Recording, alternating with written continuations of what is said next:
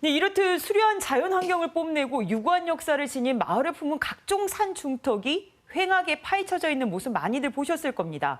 대체 왜 그런 걸까? 문제는 없는 걸까? 이에 대한 답을 찾기 위해 KBS는 이렇듯 지난주부터 불법으로 얼룩진 토속 채취 현장을 고발하고 대안을 모색하는 기획보도 이어가고 있습니다. 이 문제를 취재해온 손민주 기자와 함께 좀 더 자세히 알아보겠습니다.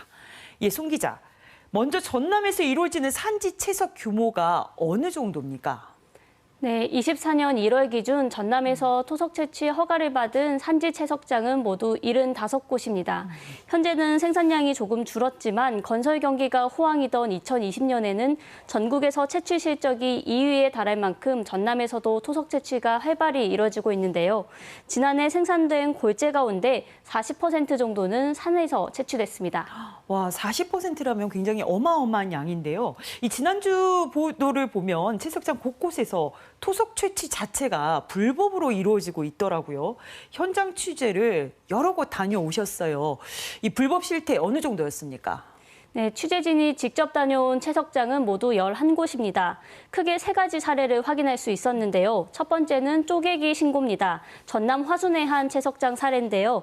이 채석장에서 업체가 토석을 채취한 면적은 6만 7천 제곱미터입니다. 하지만 처음 허가를 받을 때는 2만 9천 제곱미터만 허가를 받았는데요. 3만 제곱미터를 넘으면 소규모 환경 영향 평가를 받아야 해서 이를 피해간 겁니다. 네. 이후 인근에 있는 땅에 바로 다른 법인 명의로 2만 9천여 제곱미터의 산지 전용 신고를 했습니다. 임산물을 채취하면서 나오는 자연석만 부수적으로 채취하겠다고 한 건데요.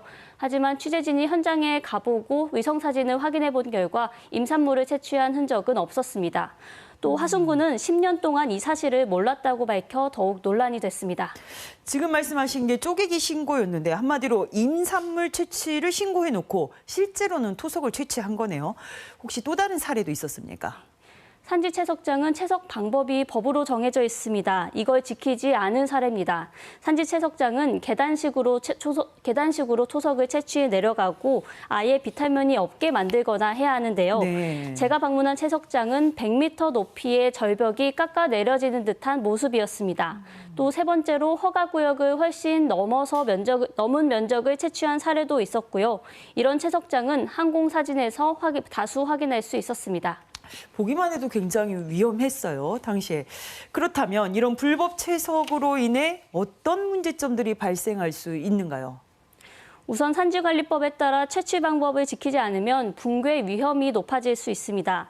제가 방문한 채석장에서도 곳곳이 무너져 내린 흔적들을 발견할 수 있었는데요. 각도를 가파르게 깎으면 채취할 수 있는 양은 늘어나지만 붕괴 위험은 높아지는 겁니다. 네. 또 경관 문제도 있습니다. 비록 사유림이라고 해도 산지 사용이 끝나면 본래 모습으로 돌려놔야 되는데요. 이때 흙을 많이 덮고 나무를 많이 심을수록 비용이 높아질 수밖에 없습니다. 그런데 채취 방식을 지키지 않다 보니 복구 면적과 비용이 늘어나고 사업자가 복구도 제대로 하지 않는 경우가 많습니다. 이 경우 지자체가 복구를 대집행하게 되는데 예산이 많이 소요될 수밖에 없습니다.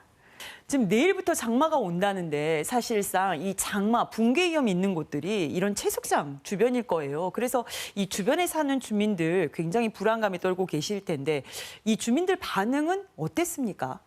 주민들은 채석할 때 발생하는 먼지와 소음에 시달렸다고 호소했습니다. 한 주민은 채석단지 지정은 죽음 선고다라고 말할 정도였는데요.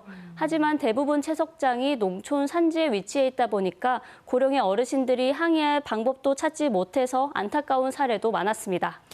주민들이 이렇게 고통을 받고 있는데 사업 종료 이후에도 복구도 안 되고 있다고 보도가 나갔습니다.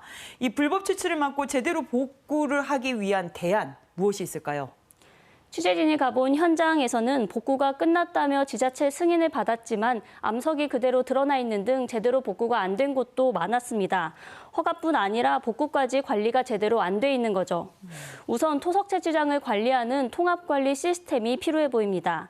취재를 위해 전남도와 각 지자체에 복구 준공 승인 현황이나 설계서 같은 자료를 요청했는데 정보공개 청구를 했더니 자료가 아예 없다고 답해오는 경우가 많았습니다. 또 현재는 법적 의무가 없는 중간 복구, 그러니까 허가 기간 안에 복구를 하면서 채취를 하는 거죠. 이런 방법도 대안이 될 수 있습니다. 네.